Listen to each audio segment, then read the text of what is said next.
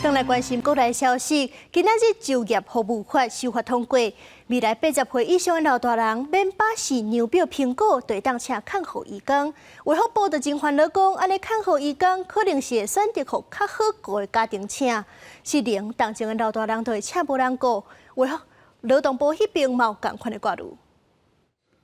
台湾要进入超高龄社会，长辈权益愈来愈互人重视。立法院31三读通过就业服务法第46条修正草案，互80岁以上的长辈唔免把持牛表苹果，就会当聘雇外国籍看护。法案伫纳贝立委人数优势表决过关。供给面应该是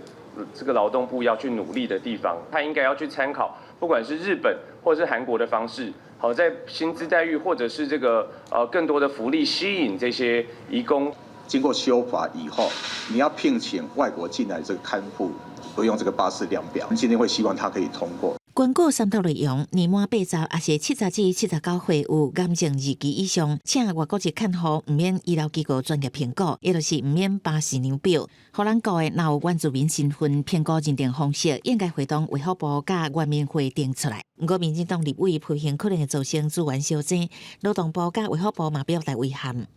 我们外籍移工的供应是供不应求的，现在大幅松绑了以后，外籍看护他会选择雇主，而在这种状况里面，重度的、重症的失能的家庭，他会请不到看护工。卫福部是表示